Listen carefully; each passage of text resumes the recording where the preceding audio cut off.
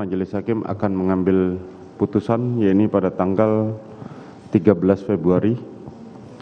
Pada terdakwa diperintahkan untuk kembali ke dalam tahanan. Sidang perkara nomor 796 Pit B 2022 atas nama terdakwa Ferdi Sambo dinyatakan ditutup.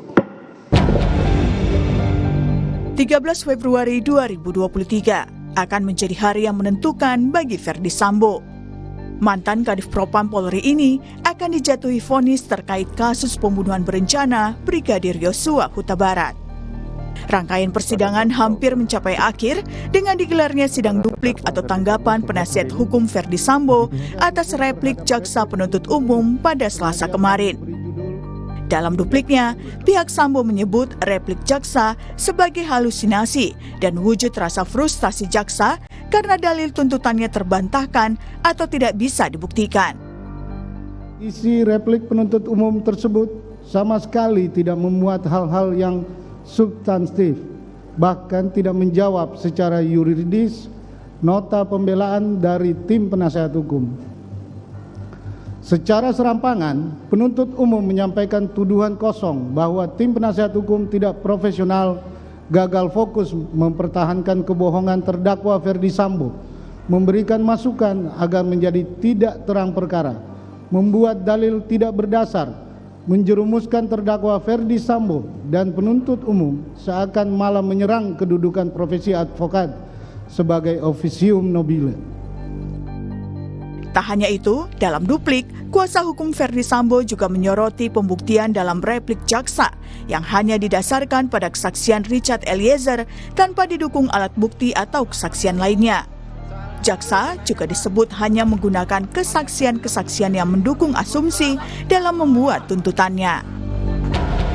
Dalil kedua penuntut umum ini merupakan dalil yang runtuh dengan sendirinya. Sebab pertama, di saat yang bersamaan penuntut umum semata-mata hanya menggunakan keterangan saksi Richard Eliezer Pudiang Lumiu yang berdiri sendiri dan melanggar ketentuan pasal 185 KUHP sesuai dengan prinsip pembuktian hukum pidana yaitu Fritz Bewis Krah. Pembuktian tidak boleh terikat hanya pada satu alat bukti saja karena alat bukti dalam hukum pidana sifatnya tidak mengikat apabila alat bukti tersebut berdiri sendiri.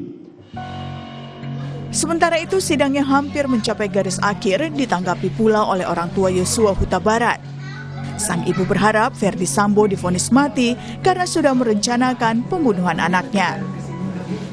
Harapan kami keluarga, semoga Ferdi Sambo sebagai otak di daripada pembunuhan ini diberikan hukuman yang seberat-beratnya, yang itu hukuman 340 atau hukuman mati yang pantasnya buat Ferdi Sambo. Lalu, apa yang akan menjadi vonis hakim? Semuanya akan terjawab pada 13 Februari mendatang. Tim Liputan, Kompas TV. Mantan Kadif Propam Polri Ferdi Sambo akan jatuhi vonis atas kasus pembunuhan berencana Brigadir Yosua Huta Barat pada 13 Februari mendatang. Dari rangkaian fakta persidangan, sekiranya vonis apa yang akan dijatuhkan oleh majelis hakim? Apakah sesuai dengan tuntutan jaksa yaitu penjara seumur hidup atau justru vonis yang lebih ringan ataupun vonis yang lebih berat dari itu? Kami akan membahasnya bersama sejumlah narasumber. Ada pakar hukum pidana dari Universitas Brawijaya, ada Pak Aan Eko Widiarto, ada kuasa hukum dari keluarga Yosua Huta Barat Martin Lucas Simanjuntak, dan anggota Kompolnas Pak Yusuf Warsim. Selamat pagi Pak Aan. Selamat pagi Pak Yusuf dan juga Bang Martin. Selamat pagi Bung Timothy. Kita sudah mendengar semua yang bisa disampaikan di dalam persidangan hingga ke duplik. Kita sudah mendengar apapun yang bisa menjadi pembelaan dari penasihat hukum Ferdi Sambo. Kita juga sudah mendengar bukti-bukti yang disampaikan dan bagaimana analisa dari jaksa penuntut umum terkait dengan peran Ferdi Sambo dalam pembunuhan Brigadir Yosua Huta Barat. Dan tampaknya hingga akhir dari persidangan yaitu pembacaan duplik ya belum berakhir hingga vonis lah, tapi sebelum vonis tampaknya semua tetap pada posisinya. Jaksa penuntut umum tetap meyakini bahwa Ferdi Sambo adalah otak dari pembunuhan ini, sementara dari penasihat hukum meyakini bahwa Ferdi Sambo tidak merencanakan dan tidak menembak Yosua satu kali pun dan bahkan tidak menyuruh untuk menembak Yosua. Ini dari awal hingga akhir semua tetap pada posisinya. Sekarang kita masih tinggal menunggu vonis saja. Setelah pembacaan duplik, mungkin kita ke duplik terlebih dahulu. Bang Martin, Anda sudah mendengar juga bagaimana duplik yang sudah disampaikan oleh penasihat hukum terhadap replik dari jaksa, dan justru kata yang mungkin paling mudah kita tangkap di situ adalah jaksa berhalusinasi, bahwa merangkai bukti-bukti yang ada itu merangkai sebuah peristiwa yang menurut mereka hanyalah sebuah imajinasi dari jaksa saja. Tanggapan Anda atas hal ini, Pak Martin? Jadi kalau kita lihat duplik dari penasihat hukum Verdi Sambo ya, kita tidak boleh mengesampingkan juga dalam tuntutan ya. Tuntutan dan juga replik. Nah, dalam tuntutan itu yang fundamental apa sih? Kan ada relevansinya dengan surat dakwaan dan juga pembuktian. Tuntutan itu adalah kesimpulan dari seluruh pekerjaan jaksa penuntut umum dari hulu ke hilir gitu ya. Nah, dari dakwaan sampai dengan pembuktian, saya pikir apa yang dilakukan oleh jaksa penuntut umum kepada Verdi Sambo sudah sangat profesional dan bukanlah halusinasi. Apa itu? Untuk membuktikan ya 5 unsur dalam pasal 340 dan 55 ayat 1 ke 1, apa itu? Barang siapa? Subjek hukum. Apakah Pak Verdi Sambo manusia? Betul. Cakap hukum nggak? Gila nggak? Enggak. Masuk berarti kan? Lalu yang kedua, dengan sengaja sudah dibuktikan dengan apa? Dengan keterangan dari Richard, keterangan dari Ricky, keterangan dari Azan Romer, Ricky Ridwan Soplanit dan istrinya. Lalu dengan rencana terlebih dahulu, ada beberapa saksi itu banyak ya. Lalu ada pendapat ahli kriminolog, ahli pidana, ada 2 orang itu yang dihadirkan jaksa. Bahkan ahli yang dihadirkan Verdi Sambo pun mengiyakan bahwa itu ada unsur perencanaan gitu loh. Nah, lalu apalagi ahli-ahli yang lain seperti ahli CCTV ya, ahli digital forensik itu ya, dan ahli balistik dan juga ahli forensik. Lalu apalagi unsur yang berikutnya, merampas nyawa milik orang lain. Verdi Sambo ketangkap tangan, menembak juga. Dan sampai saat ini ada pistol ya, yang tidak identik dengan peluru siapapun dalam TKP tersebut yang tidak ditemukan. Nah, siapa yang patut dicurigai ya menyimpan pistol tersebut dan menghilangkan pistol tersebut? Yang memiliki pangkat tinggi, yang berkesesuaian dengan keterangan Richard dan juga keterangan forensik. Siapa itu yang terakhir di sana? Verdi Sambo. Maka kemungkinan besar pistol tersebut dilenyapkan oleh Verdi Sambo. Tapi oke lah, itu tidak jadi tolak ukurnya. Lalu apalagi? Pasal 55 ayat 1 ke 1 memerintahkan Don Plager. Ini menurut para ahli sudah menggenapi unsurnya. Bukan 551 ayat kedua, tapi 551 ayat 1 ke 1. Nah, kalau penasihat hukum dari Verdi Sambo kan mengarahkannya ke sana. Karena tidak ada 55 ayat 1 ke 2, maka gugurlah semua dakwaan. Oleh karena itu Verdi Sambo harus bebas. Nah, ini yang namanya sebenarnya halusinasi dan angan-angan ya. Nah, di dalam replik jaksa memang kemarin ada serangan ya, dibilang tidak profesional ya. Kalau itu memang saya kurang setuju, karena memang faktanya dengan niatan untuk mengaburkan peristiwa ini dari penasihat hukum para terdakwa Verdi Sambo, memang mereka sangat profesional di mata Verdi Sambo. Jadi mungkin tidak profesional di mata jaksa, tapi sangat profesional di mata Verdi Sambo dan gengnya. Oleh karena itu, saya tidak setuju kalau dibilang tidak profesional gitu ya. Memang dia sudah menjalankan fungsinya sebagai pembela Verdi Sambo. Namun, yang saya setuju adalah memang benar mereka mau mencoba mengaburkan fakta. Dengan apa? Dengan seakan-akan tidak ada pasal 55 ayat 1 ke 2, lalu Verdi Sambo katanya tidak ada niat, hanya emosi sesaat, ya, dan hanya mau melindungi Richard. Bayangin, kalau Richard yang mau dilindungin, buat apa yang ngelibatin Hendra Kurniawan? Buat apa yang ngelibatin Benny Ali? Buat apa yang ngelibatin Agus Nurpatria? Terlalu besar pertaruhannya. Jadi kalau mau bohong ya, bohonglah yang pinter gitu loh. Jangan kita berbohong itu sepertinya kita anggap diri kita benar, diri kita pinter, orang yang lain semua bodoh. Kita semua sekarang rata-rata pendidikan di Indonesia itu minimal SMA. Udah nggak kenal lagi tipu-tipu muslihat seperti itu, Bang Timothy. Oleh karena itu, ya, karena konsistensi dan rasa kepercayaan diri yang terlalu berlebihan dan juga tidak mau mengakui kesalahannya, tidak salah apabila nanti majelis hakim memvonis ya Verdi Sambo minimal seperti tuntutan jaksa, atau kalau Tuhan berkehendak dan menggerakkan hati hakim ya tidak salah juga mempertimbangkan apa yang disampaikan oleh keluarga gitu ya. Demikian, terima kasih. Baik, Bang Martin. Saya ke Pak An. Pendapat dari Pak An sendiri bagaimana? Memang masih banyak hal yang harus dijawab dan kalau bisa terjawab untuk bisa menjelaskan kasus ini. Tapi kita tahu memang ada upaya untuk mengaburkan kasus ini sedari awal sebelum bahkan ini masuk ke penyidikan sehingga banyak yang tidak bisa terbukti. Tapi siapa yang berhalusinasi di sini? Kalau tadi kata Bang Martin justru melihat penasihat hukum justru ini yang berimajinasi. Tapi ya sebaliknya penasihat hukum menuduh jaksa lah yang terlalu kreatif merangkai dari bukti-bukti yang ada. Pak An. Ya, terima kasih Mas Timothy. Pertama saya ingin mengapresiasi hakim ya ketika memimpin sidang ini dulu lah sehingga ini menjadi terbuka dan para pihak saya melihat diberi kesempatan yang sama. Asas audi et alter partem itu diterapkan dengan baik dalam perkara ini. Ya. Sehingga apapun nanti kesimpulan dari baik JPU maupun penasihat hukum ya, yang tuduhan mengaburkan fakta, kemudian halusinasi dan sebagainya, itu sebenarnya sudah bisa dinilai oleh publik. Publik sudah tahu sebenarnya dari awal ya. Bagaimana keterangan terdakwa sendiri sebagai terdakwa, kemudian terdakwa sebagai saksi, ini semua publik sudah tahu, tidak perlu mencatat publik, tapi setiap hari sudah dengar masalah ini ya. Misalnya ini, saya ambil contoh misalnya terkait dengan 7 keterangan Eliezer yang disampaikan katanya itu tidak berkesesuaian begitu. Saya melihat gini, kasus ini bukan kasus yang berdiri sendiri, tapi ada suatu perubahan, ada skenario-skenario. Nah kalau persidangan ini ditutup, kemudian publik hanya tahu ketika proses duplik saja misalnya, publik tentunya akan bingung melihatnya. Gitu. Tapi ketika sudah sangat terbuka, ya mulai dari pemeriksaan alat bukti dan sebagainya, maka publik tahu bahwa telah terjadi skenario yang pertama, kemudian skenario itu terbongkar. Ya, status DC kemudian semuanya dibongkar oleh Eliezer misalnya. Sehingga kalau itu diargumentasikan oleh penasihat hukum bahwasanya Eliezer berubah-ubah, ya memang berubah-ubah. Ya. Karena apa? Demi kejujuran berubahnya, bukan karena maksudnya Eliezer untuk berdusta, bukan. Justru berubahnya itu adalah tidak tahan dengan harus berbohong. Gitu. Ini kan satu hal. Kemudian yang kedua, salah satunya tadi keterangannya adalah tidak adanya senjata Glock 15 misalnya.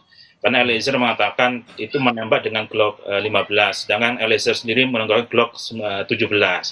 Ya pastilah. Ya karena apa? Karena kan TKP pada waktu itu sudah dibersihkan. Gitu. Ya mungkin itu bisa dihadirkan di pengadilan. Yang dihadirkan kan hanya untuk mengarahkan bahwasanya skenario-nya adalah tembak-menembak. Kalau tembak-menembak berarti hanya ada 2 senjata. HS miliknya korban atau almarhum, kemudian Glock 17 miliknya Eliezer. Gitu. Sedangkan satu lagi ya mesti disembunyikan atau dihilangkan bahkan untuk tidak diketahui. Nah baru diketahui kan karena adanya ketidaksesuaian ketika ada lubang yang di kepala itu ternyata nggak berkesesuaian dengan senjatanya Eliezer. Pertanyaannya ini punya siapa kan begitu. Nah kalau kemudian PH menanyakan itu nggak pernah dihadirkan, tidak pernah dihadirkan itu bukan persoalannya tanggung jawabnya Eliezer ya kan? Ya karena itu justru lah, karena kasus ini banyak ada obstruction of justice dan sebagainya, itu sangat wajar terjadi penghilangan. Sama dengan rekaman di lantai 3, misalnya, di rumah Saguling gitu. Ya itu nggak ada ya, karena apa ya? Karena memang ada obstruction tadi. Jadi saya kira memang dengan hakim memimpin secara baik, terbuka, ya saya kira hakim itu yang mendukung adalah masyarakat banyak gitu ya, untuk bisa ya secara sederhana Pak, tadi seperti dikatakan bahwa ada banyak yang hilang di sini seperti senjata, seperti bahkan telepon genggam Yosua. Semua saksi, semua terdakwa mengaku menyatakan sebenar-benarnya, seterang-terangnya. Tapi dengan adanya hilangnya beberapa barang bukti yang bisa dikatakan bisa menjadi barang bukti yang cukup kunci lah di sini untuk membuat kasus ini terang. Dengan sederhana bisa kita simpulkan entah siapa, tapi ada yang tidak berkata dan membuka selebar-lebarnya apa yang ia ketahui. Bisa begitu Pak? Berarti hakim pun akan menangkap itu. Anda boleh saja mengaku jujur, semuanya mengaku jujur. Tapi dengan adanya beberapa benda yang hilang, yang tampaknya tidak mungkin hilang tanpa sengaja. Dengan adanya perusakan beberapa alat elektronik, yang juga tentunya tidak mungkin tanpa sengaja bertepatan dengan kasus ini. Ada pihak yang tidak jujur di sini. Tinggal menemukan siapa yang sebenarnya masih menyembunyikan sesuatu, Pak. Ya, itulah yang memang menjadi lubang hitam ya dalam perkara ini karena tidak ditemukan buktinya itu. Tapi hakim kan tidak hanya melihat pada satu sisi tentunya, satu alat bukti satu sisi. Dengan sistem pembuktian kita, white alternative stelsel, bagi pembuktian kita adalah pembuktian yang negatif, maka bagi hakim yang diwajibkan minimal 2 alat bukti plus 1 keyakinan hakim. Dalam hal ini ya hakim mempunyai peran yang penting dengan keyakinannya gitu, dan yang penting hakim sudah punya argumentasi ya sebagai sebuah rasio desidendinya. Saya kira dengan persepsi publik yang sudah ada, ya bukan dalam arti publik menjustifikasi, tidak, tapi publik kan sudah tahu sendiri ya, apa yang sudah terbuka terjadi di pengadilan gitu. Nah, ini saya kira hakim punya dukungan publik yang sangat kuat. Pak, tanggapan dari Anda Pak Yusuf terkait dengan jalannya kasus hingga ke duplik kemarin, mungkin ada beberapa poin yang menangkap perhatian Anda? Baik, terima kasih Bung Timothy. Saya akan memberikan satu pandangan sebagai Kompolnas, tentu mengkaitkan bagaimana peran kepolisian bagian dari sistem peradilan pidana. Tadi sudah diungkap sedikit oleh Pak Aan, vonis hakim itu kan yang intinya itu nanti kalau itu terbukti kan dinyatakan terbukti secara sah dan meyakinkan. Nah, jadi bukti-bukti yang sudah ada itu sudah sah, tapi bagaimana hakim itu punya keyakinan. Nah itu. Nah, kita kembali kepada hasil penyidikan dulu. Akan itu bagian dari yang bisa meyakinkan hakim. Penyidikan itu kan hasil dari penyidikan yang kemudian dinyatakan P21 oleh JPU itu kan sebenarnya kumpulan daripada bukti-bukti sebuah peristiwa pidana yang itu dirangkai dalam kelompok alat bukti. Nah, ketika 2 alat bukti itu sudah tercukupi, maka ditetapkanlah tersangka dan itu dilimpahkan ke jaksa. Nah, jaksa bertugas ketika sudah menyatakan P21 membuat konstruksi narasi peristiwa secara utuh dan lengkap dari mana peristiwa itu terjadi dengan menjelaskan peran bagaimana terdakwa dan bagaimana kesaksian-kesaksian itu disatukan dalam sebuah konstruksi peristiwa menjadi dakwaan. Tuntutan itu merupakan satu konstruksi yang mengkonkretkan daripada dakwaan. Konkretkan dakwaan itu dengan menyampaikan sebuah tuntutan dengan konstruksi bukti-bukti sehingga terdakwa patut layak untuk diberikan tuntutan sekian. Nah, hanya kalau kita lihat dari perdebatan ini kan pengadilan itu kan ruang perdebatan bebas, membuat konstruksi hukum.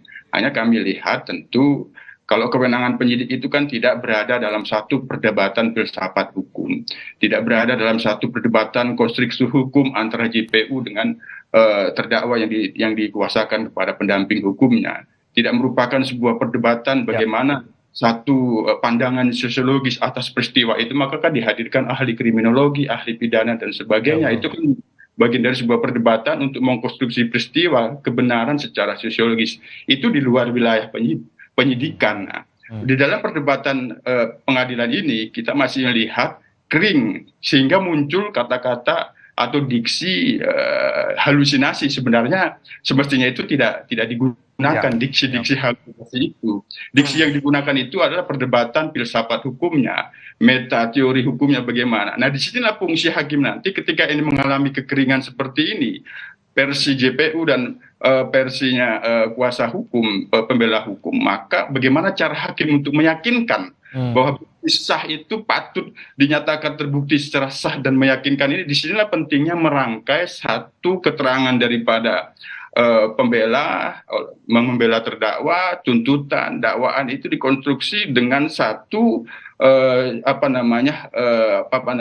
vonis yang itu mempertimbangkan segala hal. Salah satunya adalah bagaimana konstruksi filsafat hukumnya, misalnya terkait dengan motif, bagaimana perspektif filsafat melihat itu pelecehan, pemerkosaan, dan ada terminologi yang digunakan JPU ada perselingkuhan. Nah, bagaimana merencanakan sebuah pembunuhan berencana dalam konstruksi filsafat hukum, dalam konstruksi teori hukum kriminologi dan sebagainya, ini akan dikonstruksi hakim sehingga jatuhlah pada keyakinan hakim bahwa ini terbukti ada pembunuhan berencana. Kita sekarang masuk ke persoalan kunci yang kami lihat dari sejak awal. Kami sendiri Kompolnas dari sejak awal mengkomunikasikan peristiwa pembunuhan berencana ini, posisinya itu ada pada Eliezer.